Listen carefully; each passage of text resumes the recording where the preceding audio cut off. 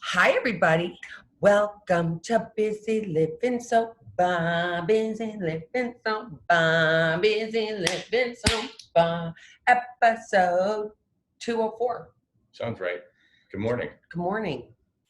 It's a lovely, chilly morning here in the Northeast. We're not actually in the Northeast anymore, everybody. No, we're not. If you notice by the label that's on the door, for those of you that watch us on YouTube, we are traveling. We are visiting children. Well, my son Henry, and North Kakalaki, North Carolina. And here we are. I know COVID's going on and we're being very careful. So we are in our hotel room and it is Tuesday morning.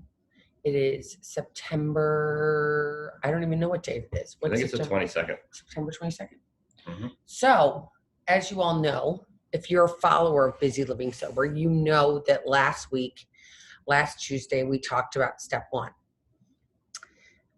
Admitted we were powerless over alcohol and their lives have become unmanageable. And I said to JF yesterday in the car, because we're driving, we're on a trek going south. And I said to JF yesterday, I said, well, we're going to do step 2 tomorrow, right? That's what you said. I said, let's do step 2 tomorrow. And you said, we're not on step 2 yet. We still have to do step 1 more. And I said, I kind of felt that way because we made that decision like halfway through the podcast last week. All right, so you're going to be willing to do this another 12 weeks after this. Okay, I'm game. I'm game. 11 more weeks. Well, I'm game if you're game. Mm-hmm. I'm really grateful if you say yes, you want to do that. Well, God willing, I'll be here. I'm grateful because we talked about being powerless last week. We talked about a lot of things. We talked about the definition of powerlessness. We talked about the definition of humility. We talked about the definition of powerless, humility. What was the third thing? Anyway, we talked about what it meant to me, at least, to be powerless. And I had a friend that actually reached out to me after listening to it. And she's like, wait a minute, that it's not the last drink that got you drunk. I'm like, no, it's the sip. It's the sip of alcohol that gets you drunk. And I get where she was coming from because for so long I was like, I don't get drunk from the first sip. Mm-hmm. I get drunk. I could drink like 47 drinks and be totally psyched. I might be falling down, but I was good. At least I thought I was. Yeah. But I never got that. I never really got what that meant to be like my first drink gets me drunk. But the reality is that it's what happens once you have the sip is the phenomenon of craving. Is that what you wanted to talk about? Because I feel like I'm already, as always. You're off to the races, so just go. I'll chime in when I'm ready. Are you not ready yet? Mm-hmm. Go ahead and talk about your phenomenon of craving. So my phenomenon of craving is like they talk about that. And there's this book. If you decide to get sober using the 12 steps of Alcoholics Anonymous, there's this thing and it's called the phenomenon of craving. And it's in step 1 and it discusses, it goes in great detail. But I talked about it last week and I'm going to talk about it again this week. It's that making sure that the heart meets the head. The heart meets the head, right? So the heart meets the head and feeling. And so the phenomenon of craving, and they talked about it in the very beginning, and I'd be like, the phenomenon of craving, what are they talking about? I don't understand this. This is like Arabic to me. I have no idea what they mean. And the reality was that the phenomenon of craving for me was that walking in the bar, and I talked about this last week, walking in the bar and saying I'm having one dirty martini. And the problem is that I got the sip and then my head was off. Like I had to have more. And it was like, and the same friend said to me, it was like, there's a little voice in your head that's saying, go ahead. And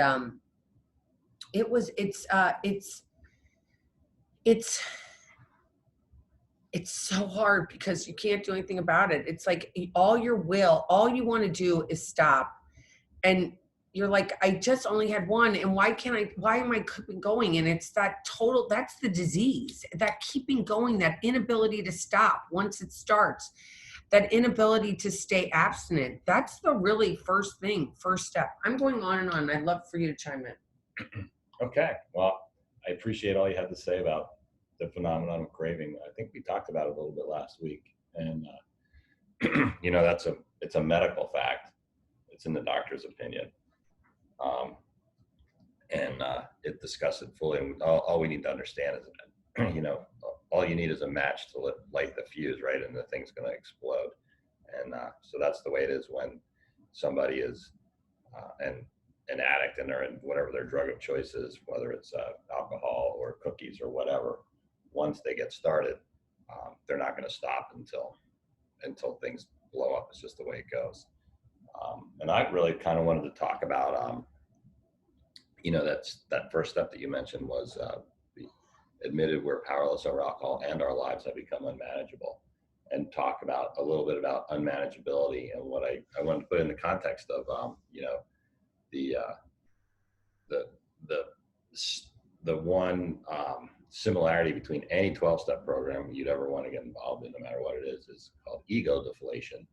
And you might say to yourself, well, I have a drinking problem, and you want to talk about ego deflation? Like, what's that all about? Why do you want to do that? Like, what's the point of that? And it makes sense. If you can just quit, then quit. And it's not a problem for you. That's great. But the 12-step programs are all about ego deflation.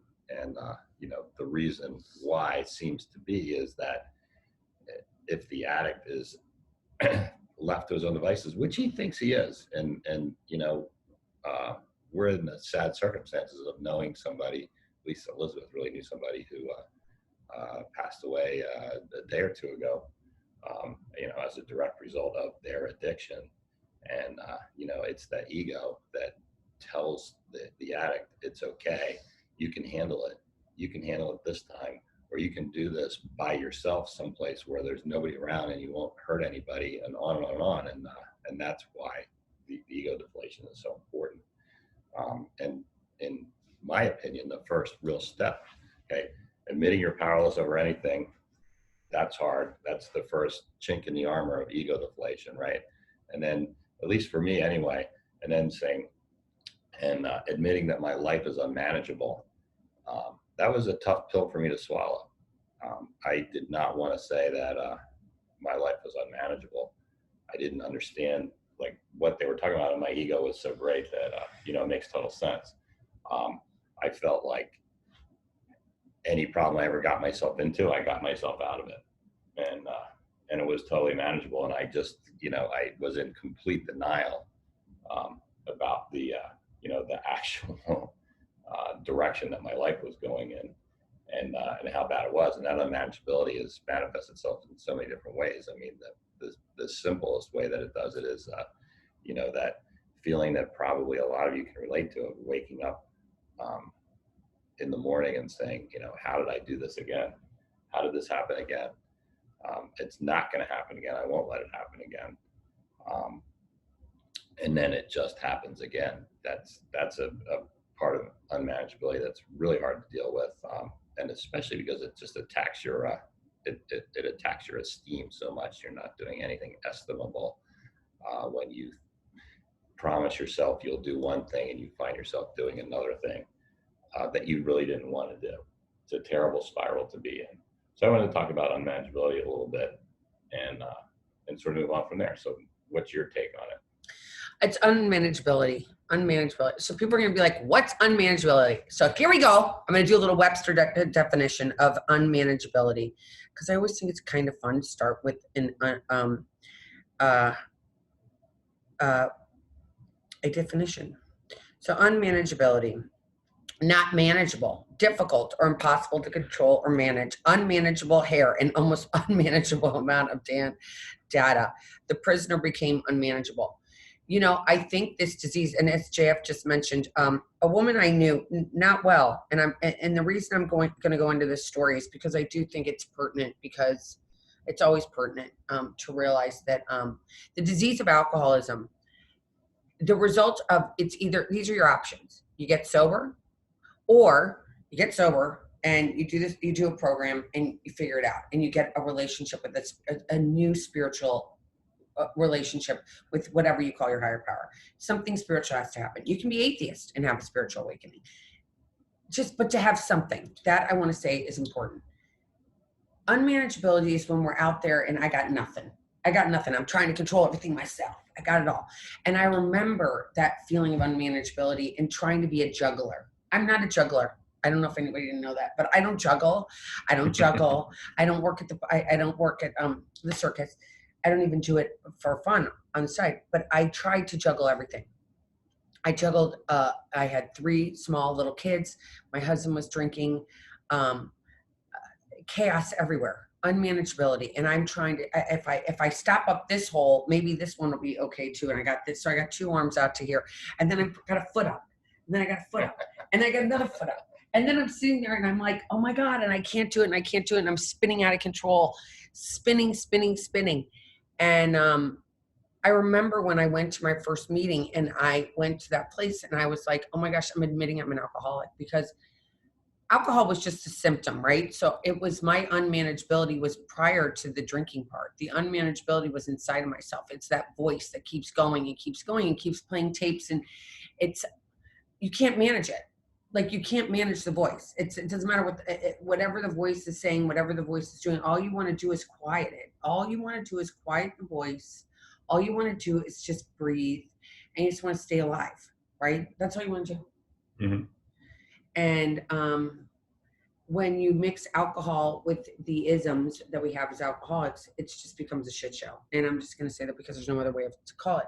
So the shit show becomes this thing that's just becomes out of control, because you're going to alcohol all the time because it's your perfect medicine. It's free. You can, it's not free, but you can get it anywhere. And it works. It works. It quiets the squirrels in your head, as we like to say sometimes. And it quiets the unmanageability. That judgment that you have inside yourself. I'm not good enough. I'm not worthy enough. I can't handle all these things. It's too much. It's too much. My life is too much. I'm a loser. I'm horrible. I'm this. Get me a drink. And you get one drink, and the phenomenon of craving goes, and you're off to the races. Mm-hmm. Okay. I like that. So the unmanageability happens, and I'm going to go back to the person that passed away. Her name was Amy, and Amy had 4 children. And Amy, I did not know well. In fact, she probably didn't even know my name. I would see her. I met her at an institution years ago when I went and spoke with a friend. We went to brought a meeting to this institution, and she was there, and she's very sad. And she came out and went to further institutions. She's been to prison, and she just couldn't get it, right? She just couldn't get sober. And she passed away 2 days ago. And, you know, it was actually probably yesterday, because it was 2:00 in the morning. And I think that this disease is so cunning, baffling, powerful. Now, this person, you would have looked at her and she had everything, right? Her husband was successful. She had certain kids. Like, on the outside, it all looked perfect. But it was the inside job. It's that inside unmanageability. And that's why it's like so important to get step 1, I think. Mm-hmm. To get that sense of like, okay, because I remember coming in and going, I definitely got this. I have this, like, I am powerless over alcohol. Like, I have won, I have 47. I don't remember anything. I was powerless over alcohol. That was my first thing. When people would say, well, you're not powerless over if you work out or not. You're not powerless over this. You're not powerless over, but you're not. But I want to take this. The alcohol is the first thing. If it's the drug, if you do something besides alcohol and it's weed, because I know weed's addictive. People say it isn't, but I believe it is. And pills, and obviously heroin, cigarettes, whatever. It's addictive. You started and you're off to the races. You're off to the races. You're off to the races. And it's the first one. It's the first one that gets you there, right? It's the first one. It's not the 47th one. No, it's the first one. Absolutely. So how do you do that? First one, admit you're powerless. I'm powerless. Today I'm powerless. Oh my gosh. I don't like that feeling of powerless. Because I don't think we're told as children, like, you're powerless. We're like, what do you want to be when you grow up? And you're like, I don't know. This is what I want to be, I think. And then you get these high expectations. They don't happen, and then forget it. I'm off. Give me another drink.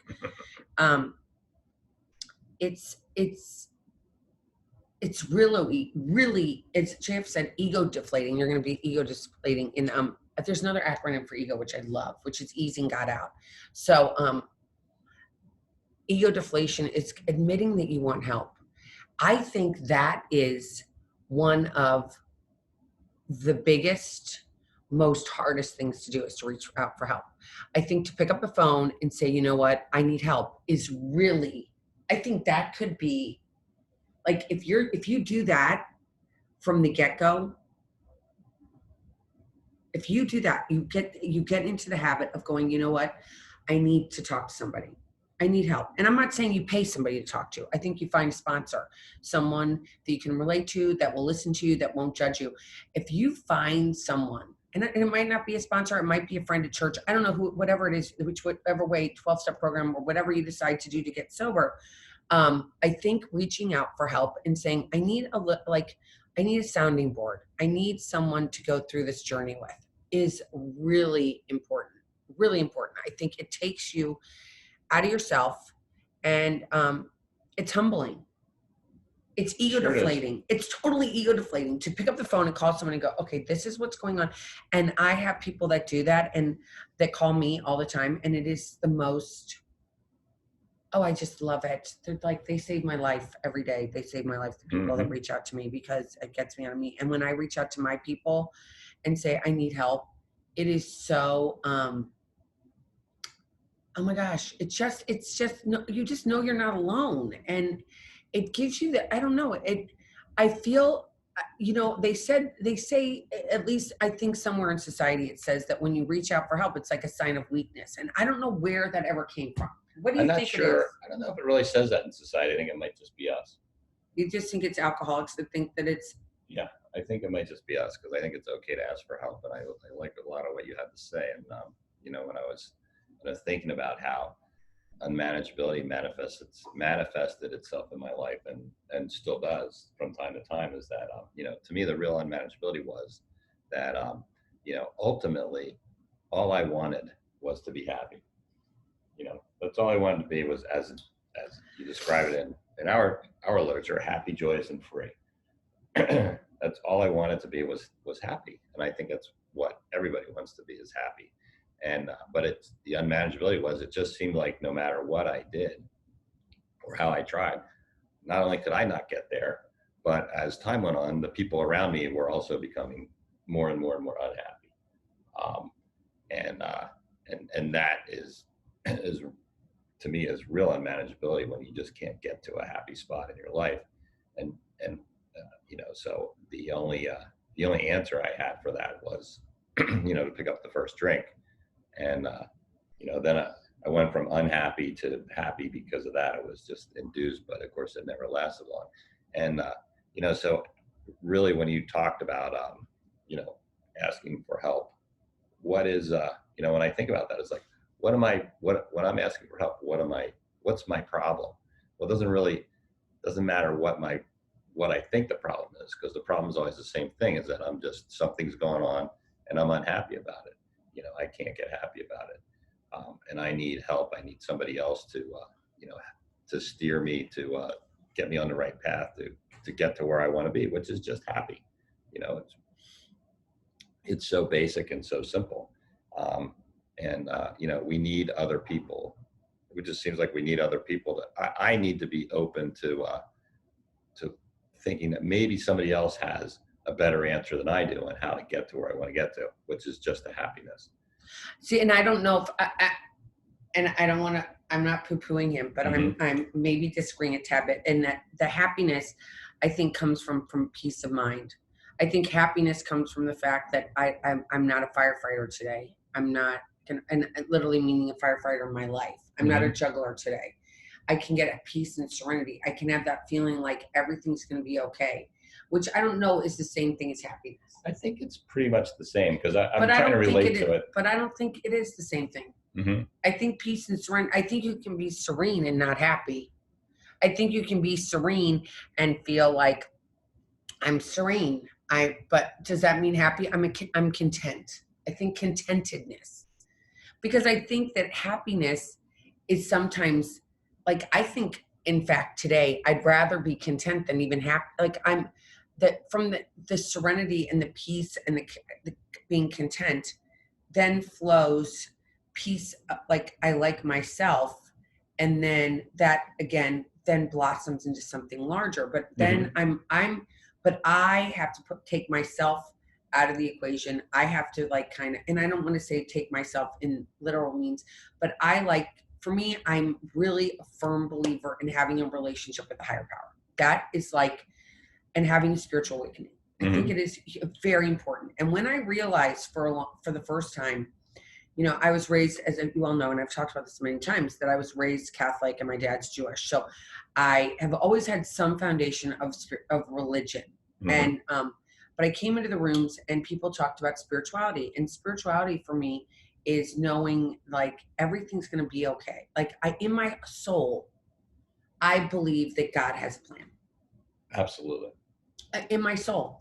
Right. In my soul. I don't know if I believed it as much when I first came into the program, but the longer I stayed sober, the more that relationship has like, it's like air. I need it every day. Like prior to doing our podcast, I always say a prayer.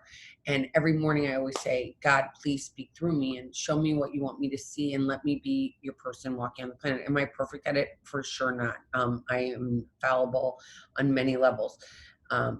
But when I turn it over and I realize where my spirituality is today, and your spirituality might be the sun rising, and you watch the sun. I have a dear friend who says the sunrise is her spiritual, like knowing that today's going to be okay because she can rely on that every single solitary day. The sun will rise. It's either in splendor or behind a mask of clouds, but it will rise. She has no stake in tomorrow. But today, that gives her the ability to say, all right, God's in control. That's like the baby step of step number one. Baby step is going, I'm powerless. I'm powerless. I'm powerless. My life has become unmanageable. It doesn't really go farther than that. It's like, that's it. If you can do that, you've done step one. Absolutely. If you realize you're like, my life is unmanageable. I've been spinning out of control. I need help. I'm powerless. Will you help me? Has my life been powerless?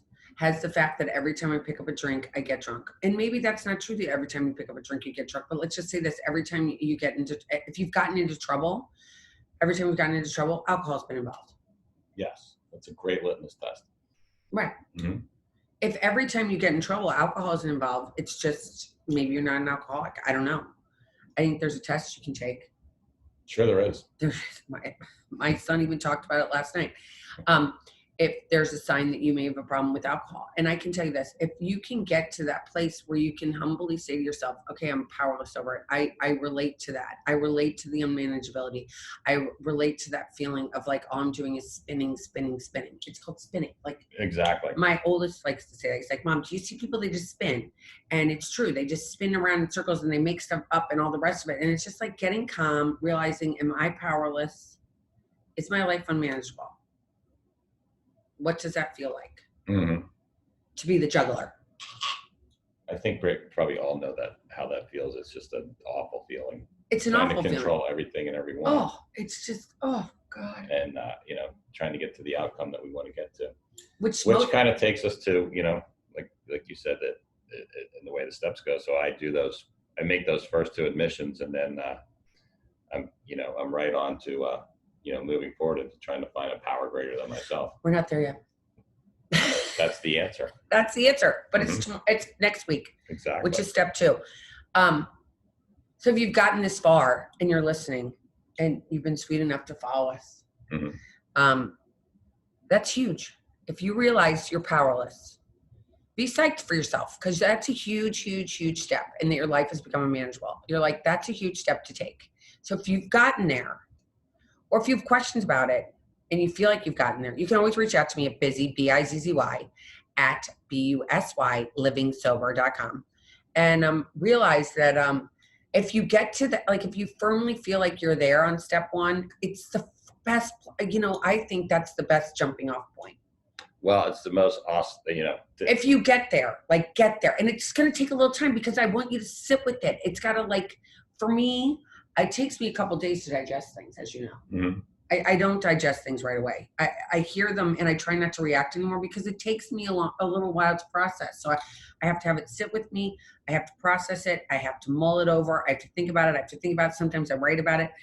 So if you're out there and you're thinking about this, you're like, is this me? Is it not? Think about it. Let it soak in. Does this make sense? And if you ever reach out to me, I promise you I will write you right back. I always do. And I'm no longer on Facebook, by the way. I just want to throw that caveat out there. I've gotten off Facebook altogether. I do use Instagram just to let people know what's going on. I'm on YouTube, Twitter, and you always can go to busylivingsober.com. I'm just not doing the Facebook thing. Enough Facebook for me. I'm just done with Facebook. Gotcha. I would love to get off all social media, but I think I need it. In fact, people have told me that they love having me out there. So I'll keep doing that, but I'm not going to do the Facebook. That's when I'm taking out of play. It's out of play. And I just want everybody to know, for one, we love you. I mean, I don't even know you, but I love you. And I'm just, I just think that this is all about falling in love with yourself and taking the time to realize if you don't have a great relationship with alcohol, drugs, marijuana, pills, whatever it is, like just take a deep breath. We always say also go speak to a professional. We are not doctors. We are not therapists. We are not psychiatrists. We are none of those. No. We're just two sober bozos on the bus. And, but we don't want to say, if you have a problem, please reach out to one of your professionals also. Okay. Did I miss anything? I think that's it. Is that it? The time went so fast today. It did. It went fast because we're talking about fun things. It's Yep. easy. I love talking about the steps because it's just awesome. So we're going to say sayonara from our hotel room. Woo! And we want you to know that if you're out there and you're battling addiction, you are not alone. We are here. We are here. I'm here no matter what. You can always reach me at Bizzy, B-I-Z-Z-Y, at busylivingsober.com. That is my email address. Or go to busylivingsober.com. That's very easy, and you can reach out to me from there. And until next time. Keep getting busy. Love ya. Keep getting busy, living sober. Bye, everybody. Bye. Bye. Take care.